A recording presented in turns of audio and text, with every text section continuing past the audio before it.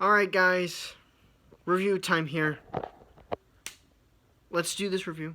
So, Star Wars The Clone Wars is finally brought back after its cancellation back in 2014, which only ran for 6 seasons, and they were originally going to release the 7th season, but then Disney but then ever since Disney bought the rights to Lucasfilms, they decided to cancel Clone Wars, and they decided not to release the 7th season because they didn't want to have a fight with Cartoon Network, in which Cartoon Network owned the rights to produce Clone Wars at the time. So instead they made Star Wars Rebels. But then they decided to release the 7th season, and here we are now.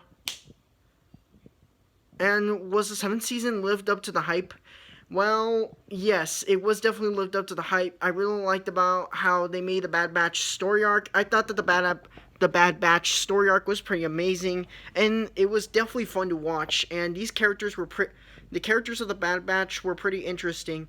The Bad Batch arc was basically the unfinished episode that never got a chance to air, but they had a chance to be on StarWarsStory.com, and they had a chance to be on the bonus features of season 6 of the Clone Wars, and it also had a chance to be released on YouTube. Right now, as the time of this recording, Disney has already blocked those videos from the internet due to the episodes already being there. So yeah, but the episodes, they added something a bit different that I never got to see from the animatics of the episodes. Like for example, in episode 2 of season 7, there was like this nose job of the Bad Batch ship, where it shows about a sexier version of Padme Amidala, and Wrecker is saying, "She can negotiate with me anytime." Yeah, there was nothing wrong with that scene. I thought the scene was pretty good, and the scene even proves about Rex knew about Anakin and Padme's relationship. And then later, and then in the final cut of the episode, the scene was removed. And the reason why Dave Filoni removed that scene was for better storytelling. I mean, I could agree, since I am a filmmaker myself, an aspiring filmmaker, and I do fan films as well. And right now, I'm currently working on some fan films, I would delete some things for better storytelling. Check and look at the scenes and remove some of them, and record some new scenes or make some new scenes for better storytelling. And I really liked about how Dave Filoni does this.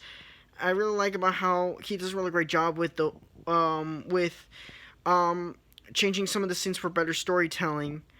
One thing that pisses off people for Clone Wars season 7 is that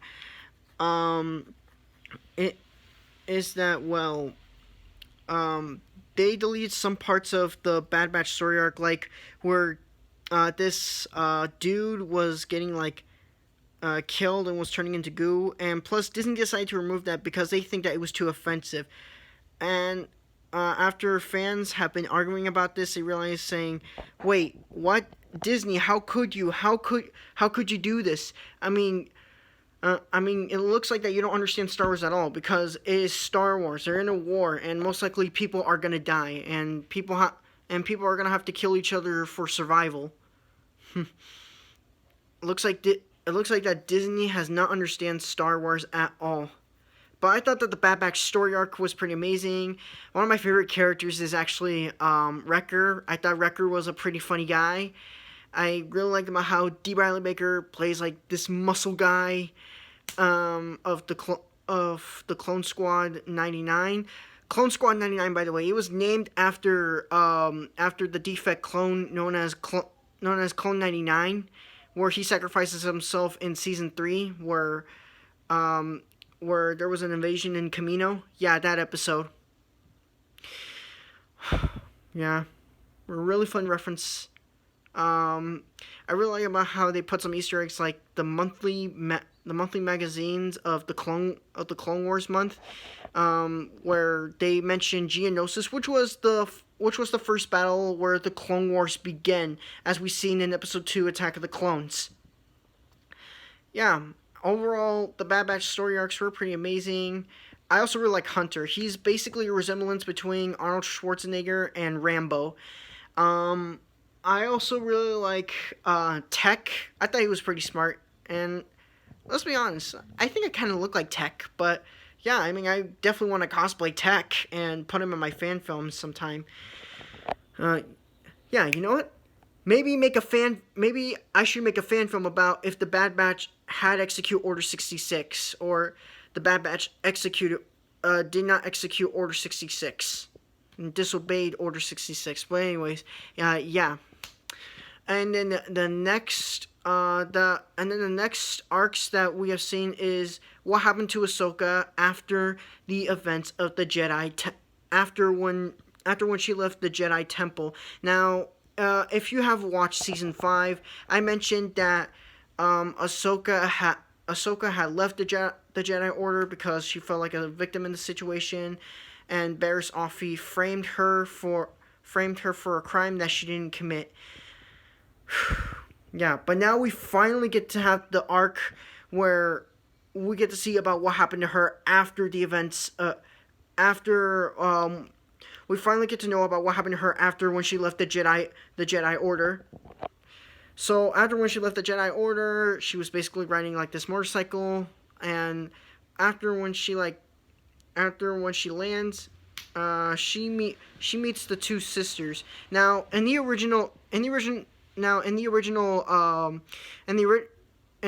episodes, it was originally gonna be a guy, but then Disney decided to, but then for some reason they decided to like take the guy out and decided to put two sisters, Trace and Rafa.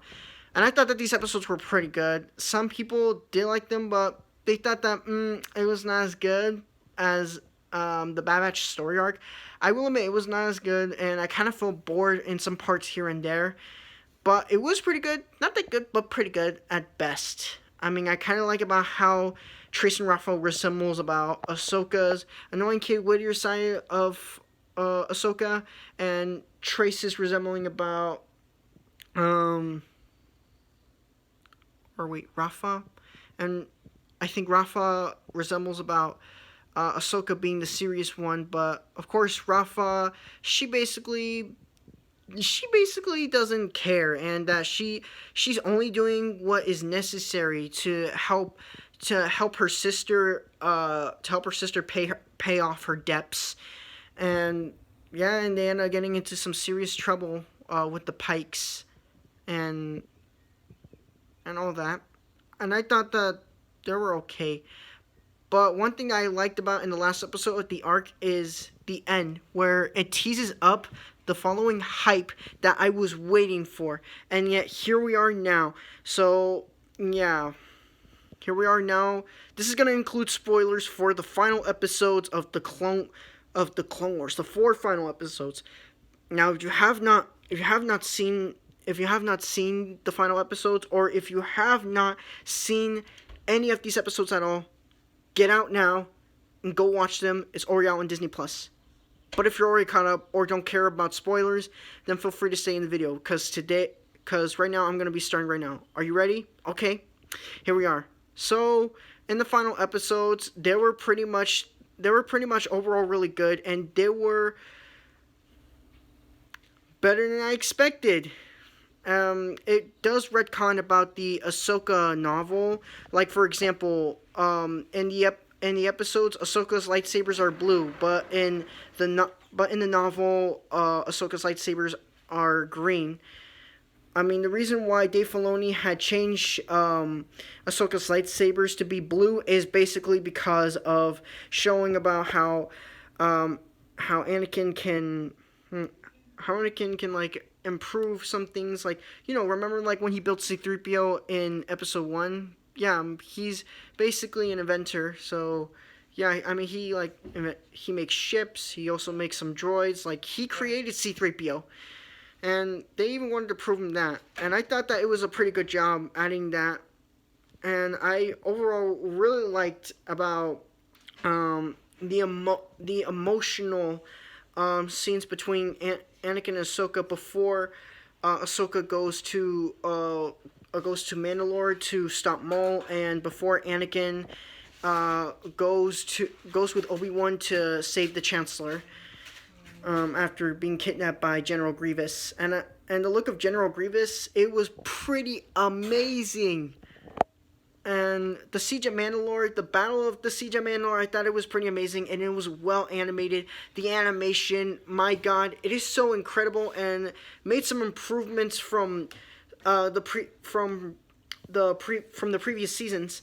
I really like about how they made the updates of the animation. The animation has improved from the 6 previous seasons, and I really like about how more grittier and more colorful, and more serious that it is.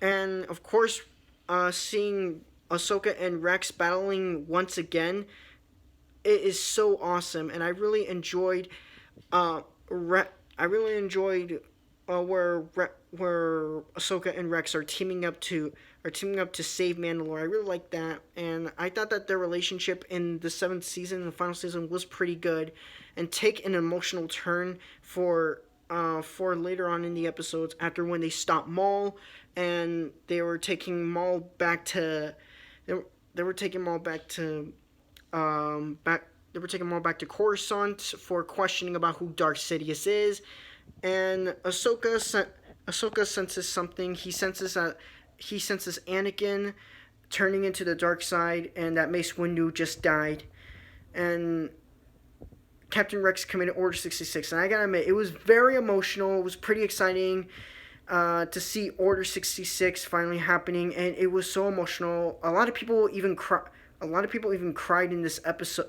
Even cried in the 2 final episodes of the series. They actually cried, and I also like to see about how Rex removed this inhibitor chip. As you can see that in Rebels, he mentions that Wolf Gregor and himself removed his inhibitor chip, and I really like seeing it. Yeah, there are some disappointments here and there, but we're gonna get to that later. So now here we are in the final episode, known as Victory and Death, where Rex and Ahsoka are trying to find a way to escape off the ship while in hyperspace, but trying not to kill the clone troopers, as she realizes that as well. In the final episode, Ahsoka realizes that Rex had an inhibitor chip, as it was mentioned in season 6, when Fives removed his inhibitor chip in season 6, but later he dies when he was trying to expose the Chancellor for who he truly is. And then after that in the 7th season, Ahsoka realizes about this. She finds the files on CT-5555, realizing that there was an inhibitor chip inside. Inside the clone troopers. When she took off the inhibitor chip from Captain Rex. Captain Rex helped her escape and try to stop the clones from what they are doing. Well, instead of Ahsoka killing the clones like with Obi-Wan and Yoda did, she and Rex decided to just put the clones in put the clones into sleep, making them unconscious by setting Rex's pistol to stunt mode.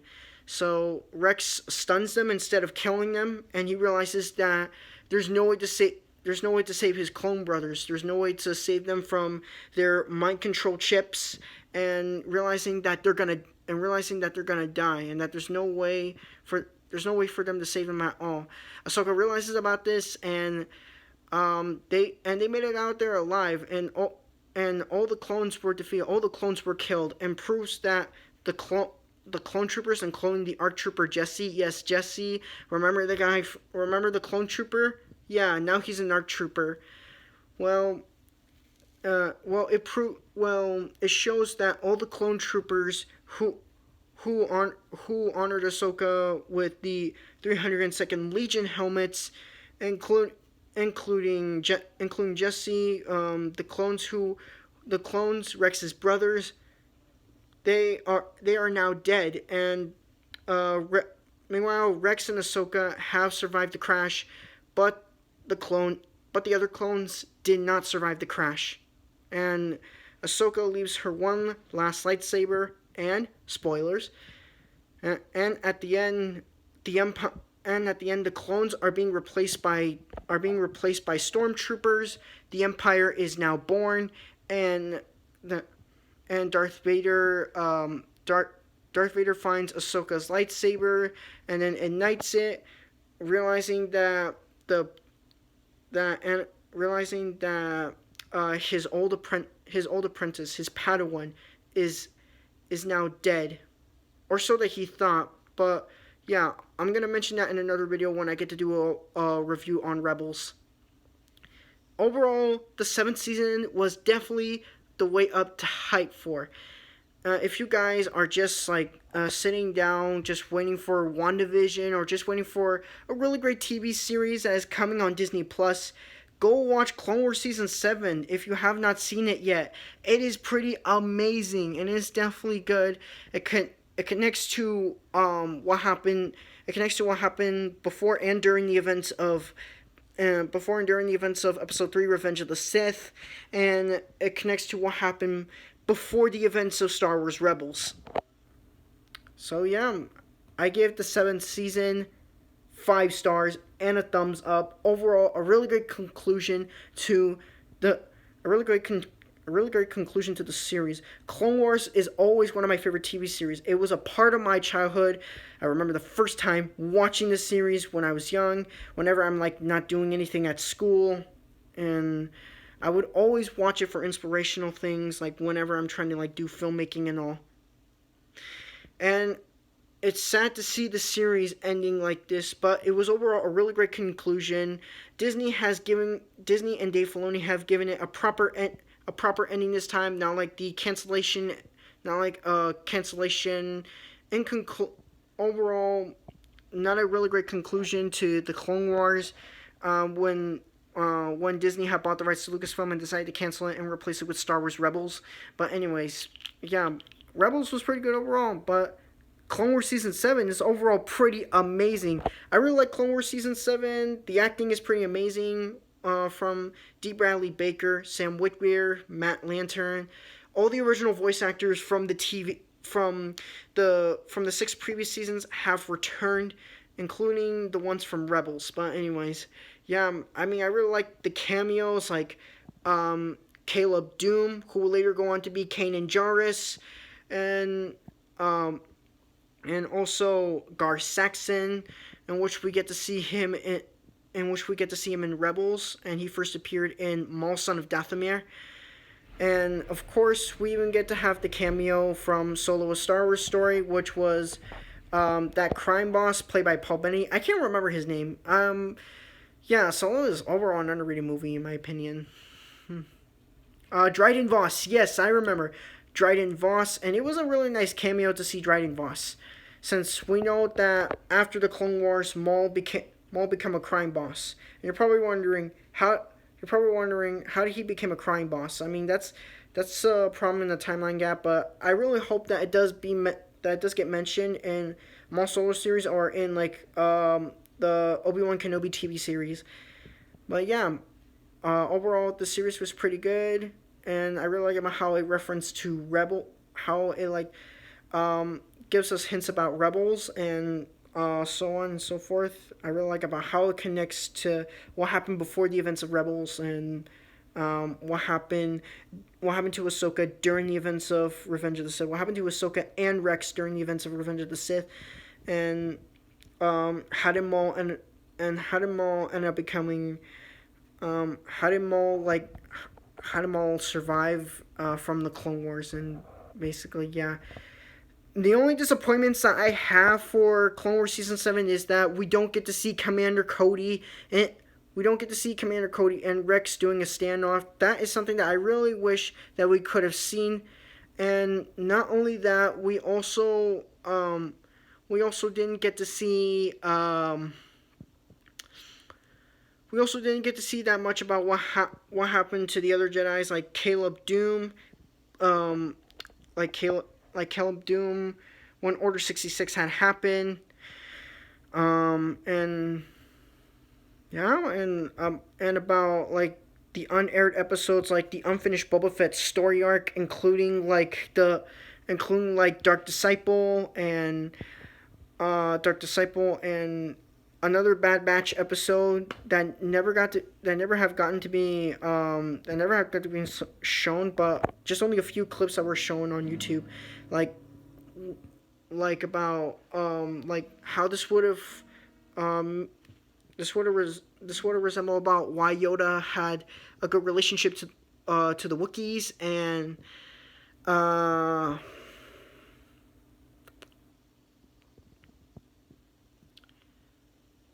hmm what else?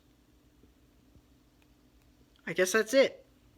I guess that's it. And of course, oh yeah, and I remember the Utapau episodes with Anakin and Obi-Wan investigating Jedi murder, and so on. So many episodes that never got to have their that never got to have released on that never got to have released on season 7.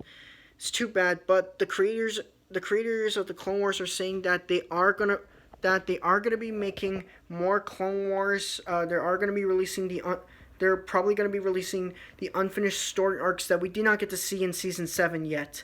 So yeah, I'm hoping to see that soon on Disney Plus. Anyways, that's my review for the Clone Wars season 7. What do you guys think about Clone Wars season 7? You guys like it? Did you hate it? Did you think it was disappointing? Leave your thoughts in the comments down below. I am Nicolas Poquello. Thank you for watching, and I will see you in the next video. And subscribe, like, share, and comment. Hope you guys are doing safe.